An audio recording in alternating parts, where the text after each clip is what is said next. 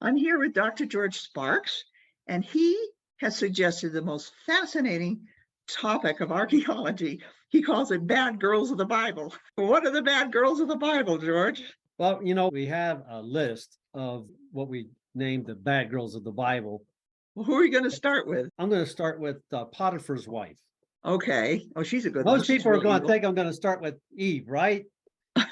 Yeah. And I thought, you know what, that maybe not. Potiphar's wife is a good one. The story is that Joseph has been sold into slavery in Egypt. Potiphar is the commander of the prison and the guards in the prison. And he first gets put in prison, but he's so good that Potiphar takes him and puts him in his house and says, you can manage the affairs in my house. He's still a slave, but he's a very high slave now because he's running the house of Potiphar, the commander of the prison and the army and so forth.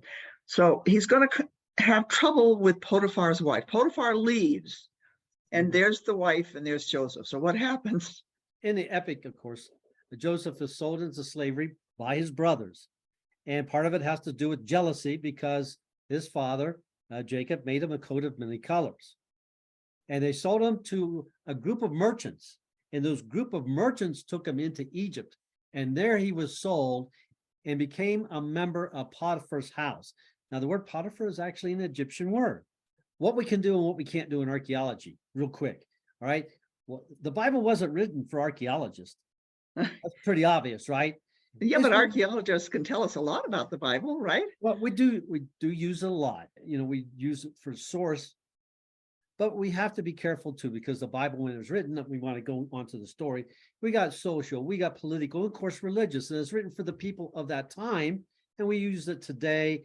You could say as a way of direction or guidance to help us along through the archaeology.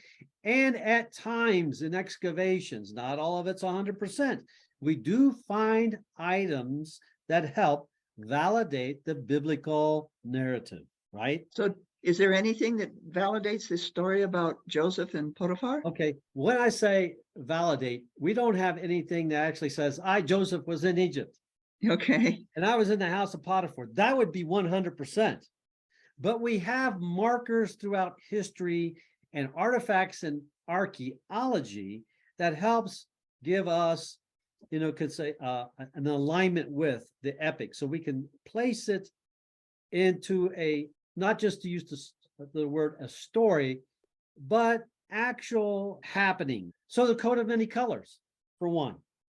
There is a stela. It's from a tomb of Beni Hassan. It dates from the 19th century BC in Egypt. And it shows Asiatics going into Egypt. It's more like a relief. I shouldn't say stela, it's a relief. And it's a tomb painting. And it shows Asiatics going into Egypt. And these Asiatics are wearing coats of many color. It helps us understand where the Bible gives us the fashion of that time then. The coat of many colors. We do see that, all right? Also, where do we find it? Once again, the name of the tomb was Beni Hassan. Beni Hassan.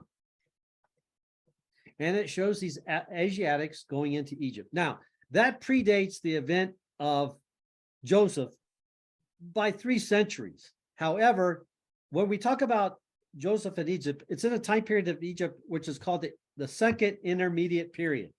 And in that second intermediate period, the Northern Nile Delta, which is called Lower Egypt, is low. Okay. But it's called Lower. Up on the map, but Lower Egypt. Okay. There you go. It's kind of but it's the direction according to the way the Nile flows.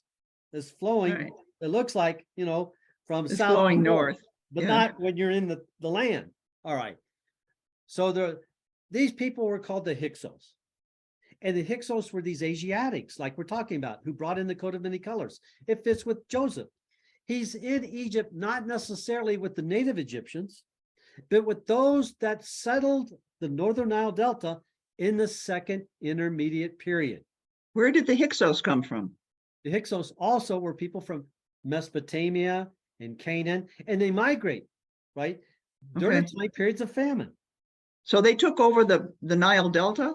They took over that Northern Nile Delta.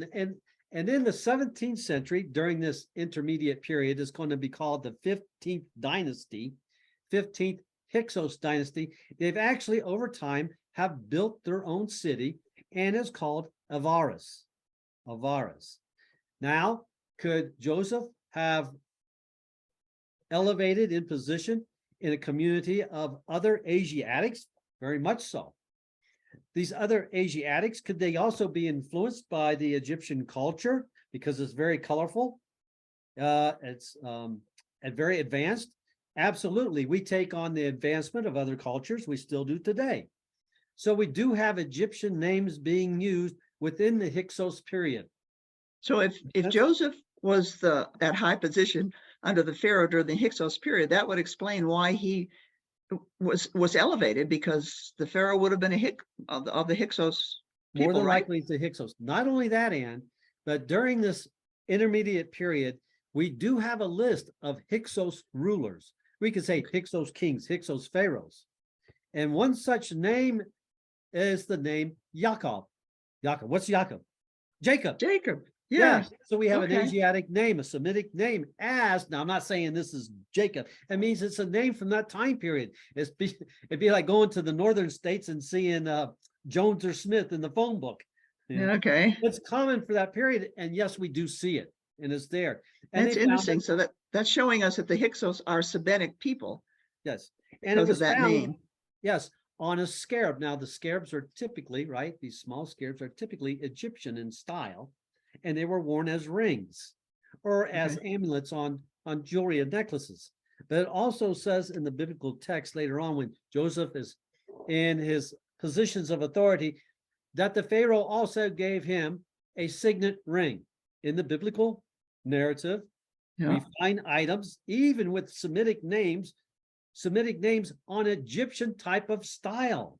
This puts us into a good time frame of the Hyksos period where this would have happened. Now, something about that Egyptian culture, because we're going to go to Potiphar's wife now. Yeah, we're going to go to the bad lady of the Bible. In the Semitic culture, like if we said, think of an Arab culture today, they're very strict towards their women, where the Western culture is not. Egypt, the women had more liberty. Okay. Right? Oh, okay. That's interesting. Of course, because we also know within that we're at the 15th dynasty Hyksos. Now that it might seem a little confusing, you have to trust me. The next dynasty that's going to become very powerful is called the 18th dynasty. Okay. And in that next dynasty, the 18th dynasty, there is a female pharaoh called Hatshepsut. So we even have a female pharaoh in Egyptian culture. She has one of the biggest tombs in the Valley of the Kings. Okay. Now it gets more complicated, but just to put into our mindset about this Egyptian culture and why was Joseph punished? He goes into jail for an event that really, we talked about this earlier before. He goes into Egypt because his brothers are jealous. His brothers are jealous because his dad gave him a coat of any colors. Now he's in the house of Potiphar, his wife, who we don't know. We don't know her name in the Masoretic text. We don't know it. However, in the Islamic Quran, they give the name to this woman. What's her name? I don't remember. I just thought, okay. It's brief, and I thought that's funny. They give her a name. Okay. But, she sees Joseph, of course, a handsome, smart young man, and she grabs him by his cloak again. And I thought, number one, this young man has to quit wearing these types of cloaks that gives him this kind of attention. That's going to solve a lot of his problems. She makes an advancement. He turns her down. She's upset. A woman scorned? Maybe. Yeah. Very bad. An ancient woman scorned in Egypt. But maybe we should have retitled it that. The ancient woman scorned in Egypt. Yeah. He ends up in jail. Kind of like today, too. A good way to get a guy to go to jail is pick a fight with a woman. He's going to jail real quick. She says that he tried to molest her, right? And here's his cloak because I grabbed it as he ran away. And he goes to prison and nothing seems to happen to her. Right? Well, Potiphar comes back and she lies. And you think, okay, in the Egyptian culture, much like our Western culture, there was infidelity.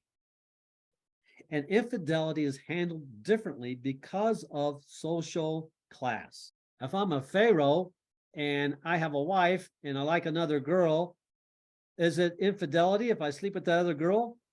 If I'm a pharaoh, but what if I do? I just move her into my house too. Now she's my another wife. Like, look at Solomon. How many wives did he have? Yeah. So how do they view infidelity in an ancient culture? It depends on class. Now, I'm not saying Palestine. I'm saying Egypt, because that's Okay. Ancient right? Egypt. Yeah. Ancient Egypt right now. And first of all, because of the social class, you also have a lot of money involved, right? Do you want to split it up? Is that going to cause some problems financially? Usually does, even today. We're looking at what's going on with Joseph, and we say, well, what happens to Potiphar's wife? Well, guess what? In that culture, she probably lived a pretty good life as one of his wives. Okay. So when she lied, it was just accepted And I think in that event, maybe we say, well, she's a cheating woman. But is it really about what she was trying to do, or the fact that she would go as far as to lie to get that young man put into prison or even killed? Because what's wrong here? The social class. You cannot be a slave and tamper with the authorities' wife. Okay. So he's easy to blame.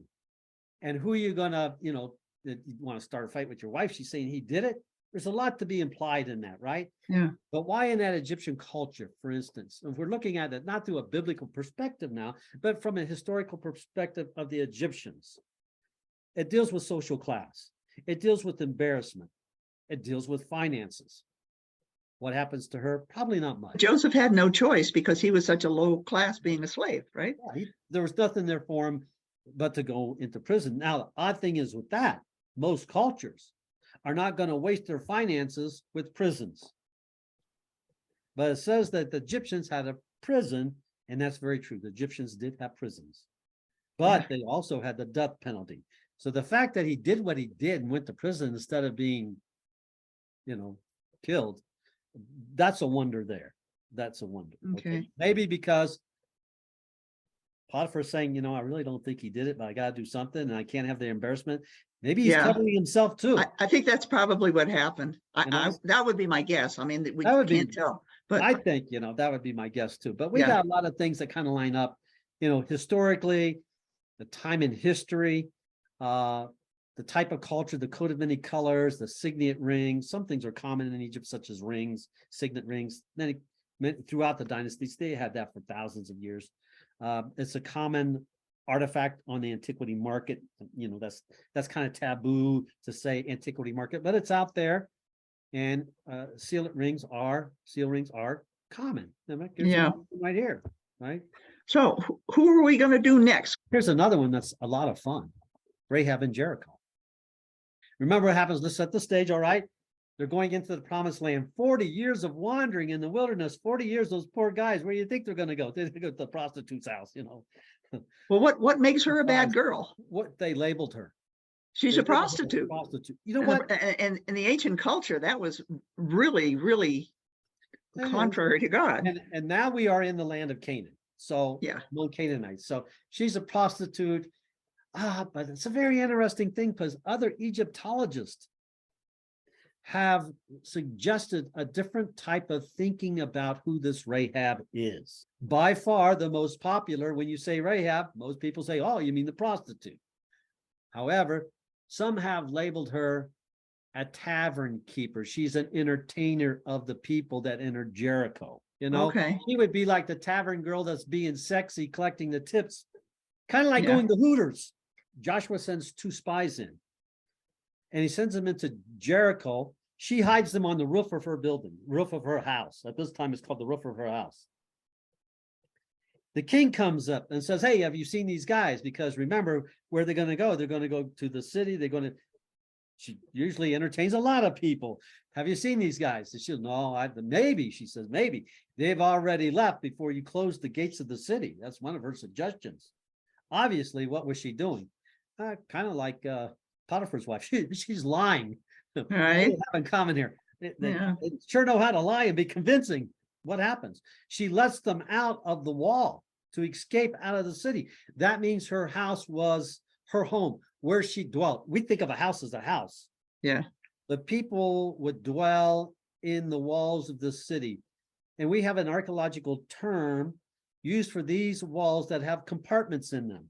on the peripheral border around a city, walls that have rooms in them are called casemate walls. We don't have a lot of casemate walls before certain time periods. Let's say, archaeology is broken up in time periods like early bronze, middle bronze, late bronze.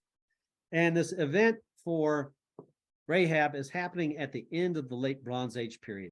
By the way the epic is reading, they're in a room in a casemate wall, because she's going to let them out of the wall. There's an opening, and she's going to let them. Remember, she's also going to hang a cord, right? A scarlet cord. So when the troops invade Jericho, her household is saved, her family, all right, because they are dwelling in that room. In the Middle Bronze Age, between 2000 to 1600 BC, the majority of walls, defensive walls, were solid and thick, meters thick, and not casemate. Now, I didn't say 100%, but the majority. When do we start to see more walls that are casemate? Casemate walls can be made out of brick, all right? We see this in the late Bronze Age. What time are we in for Rahab? The late Bronze Age. That's another good clue for archaeology. All right. Now we'd have to look at the archaeological records of Jericho. And we just have a report that came out this year, a little bit before the end of this year, 2022. And they were excavating since, I believe, the mid-1990s. And the head archaeologist was Lorenzo Nigro. And he just came out with this report. And he says that, there's always a dispute over the occupation of Jericho. And this has been going on for decades. But the latest report by Lorenzo Nigro says that much of the mud brick walls around Jericho were reused during other periods. That means it's easy pickings. It's at the top of the tell. You need it, you go get it. So a lot of late Bronze Age was removed by later periods, the Iron Age. Make sense? They're reusing. Yeah, makes sense. So that's why some archaeologists have went up there and said, hey, there's no late Bronze Age up here. All right.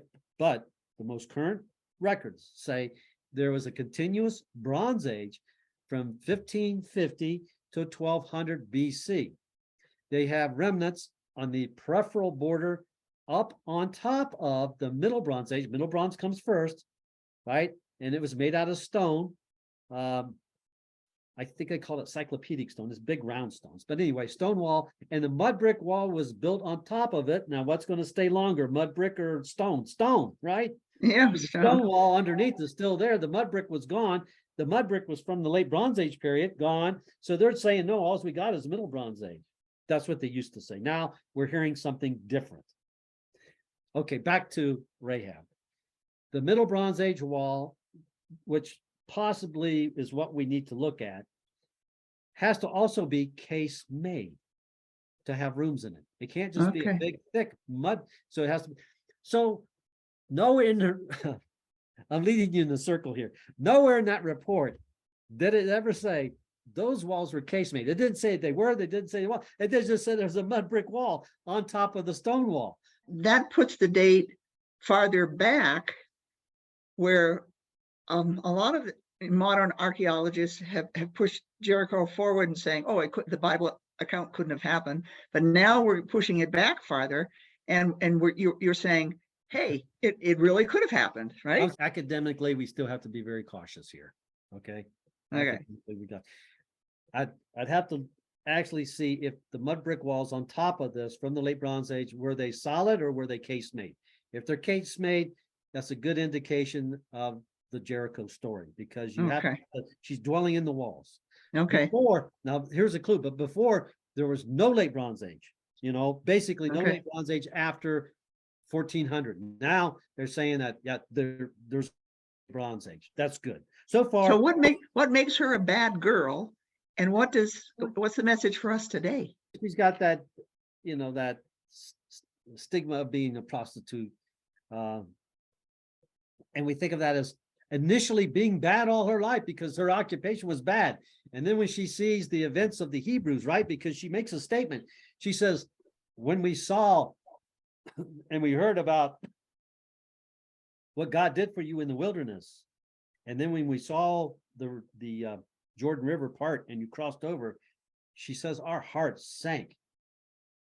But she makes this personal statement. Right then it's kind of like personal, plural type, our hearts sank. But then she says, but your God is God. That's a personal statement, Okay. So maybe it's confession. I can say, I've done this wrong and I've done that wrong. What's the idea of repenting? Turning around. Yeah. I got to identify with what I did wrong and say, you know what, I did wrong. I won't do it again. Maybe the idea of repentance and like recognition. There's many gods in Canaan, right? There's lots Yeah. of gods. Yeah. But she says, no, your God is God. Okay. And I think that's okay. Well, later on, she's also listed, right, in the genealogy of Jesus. Oh, that's right. Oh, she's very important. Now, we have time, I think, for one more bad lady. Okay. So why don't you choose one? Okay, you know what? We're going to go to, she's given, once again, I think all these women that, Jael. Jael. Okay. And that's the story of Deborah and Jael. The Israelites fought against the Canaan army and they won. And then the head of the Canaanite army runs to escape and comes to the tent of Jael, and she actually murders him. Right. And that makes her a pretty bad girl. But what's the rest of the story? Sisera goes out to fight the Israelites. His iron chariots get bogged down in mud because of a storm. They're losing. He leaves his army and flees to the tent city of what are called Kenites. And he meets with this woman, Jael, all right, and she invites him in with hospitality. She gives him milk, he goes to sleep, and then she drives a stake through his temple of his head. She kills him. So the victory actually went to a woman. But that was prophesied by Deborah. There's a lot of humor in this because the Bedouin today separate the tent so that there's the men's side and the women's side. And she invited him into the women's side. So it's really kind of a funny story. Here's this great general, escaping on foot and going into the women's side. Help me, he says. Right. There's a lot going on in there. Not only, it said also in the text that her husband was at peace with the Canaanites. Now, there's an implication in archaeology that what the Canaanites did for occupation is that they were artificers. They made metal. All right. I'm not saying they made iron, but at least bronze, possibly weapons and tools. All right. So it was business with anybody. But who were the Kenites? Kenites were actually relatives to the Midianites. Who were the Midianites? Midianites were the descendants of, well, you could say family of Moses because he married, remember Jethro? Jethro was the high priest of Midian. Moses married his daughter, Zipporah, their family. So Sisera ran to, you could say, a offshoot family of Israel. Okay. But they were living in tents like Bedouins. But they were living in tents, but they're still family. See, his problem was he thought maybe because we did business together, we're cool. Yeah. The blood's thicker than water. They could have been doing business also with the Israelites. Yeah. Maybe because they were in a way related. Yeah. So who was her allegiance to? Israelites. Israel. Yeah. The story fascinates me because she killed Sisera. She got him sleepy and he fell asleep and she killed him with a tent peg. And does that mean that in some cases God allows murder? Maybe we shouldn't call it murder. Maybe we should call it defense, because they go to war against enemies and they're defending themselves and people get killed. Unknown to Sisera, he was sleeping with the enemy. Maybe that's his fault. Maybe they should have looked at like, who are these Kenites? Well, no, you can't go there because they're relatives to the Israelites, and that'd be a bad move. When David was fleeing from King Saul, there was a short time where he stayed with the Philistines. Right. He went to the city of Ziklag. Right. But in time, the Philistines still realized, they said, who is this man? They said, he's David. And he said, we that's not good. And when we look at the bigger picture, they were right. It wasn't good because all in all, the Philistines were the arch enemy to the Israelites. And guess what? It was during the time period of David that some scholars have suggested, all right, that Israel gained the technology, and this is just a suggestion. I didn't say all scholars, says gained the technology of making iron weapons. How did Israel get the technology of making iron weapons, which are forged? Maybe when David was in the Philistine cities, pretending. Oh, that's to be one of interesting. them. That's just Okay. a suggestion. Yeah. But in the same way, Sisera made a problem. He had a problem. He went to the wrong tent. All right. Okay. So in a sense, it was like a battle. I mean, it wasn't a battle like we think of, but it was the Right. enemy, Israel against the enemy. And Jael was just acting like a warrior. Right. But another thing that's very fascinating is we look at this through archaeology, we look through this as academic, but also in ancient biblical literature, we'll just say it that way. The Song of Deborah is one of the oldest biblical narratives that we have, according to many scholars, as a form of poetry. Because when we think of epics being written, handwritten down, when could they be written? Would it be, okay, the kids learn how to sing the alphabet or write the alphabet first? Usually we learn how to sing it, and then we gradually learn how to write it. Yeah.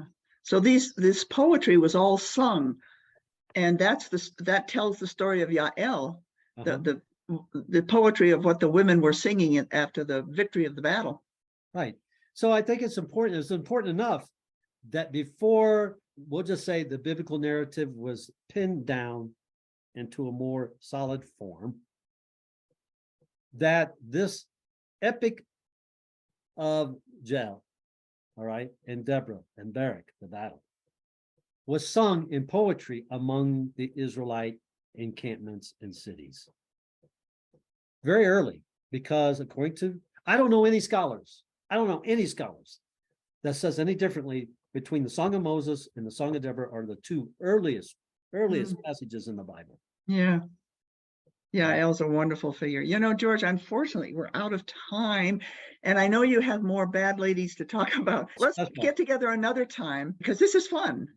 We're going to have a lot of fun, because this one tent is going to lead into the next tent. Okay. This is going to be Tent City here. I'll explain it the next episode. Okay. Okay. We'll Thanks, do Ann. another series. This is great. All right. Thank you very much, Dr. George welcome. Sparks, our resident archaeologist.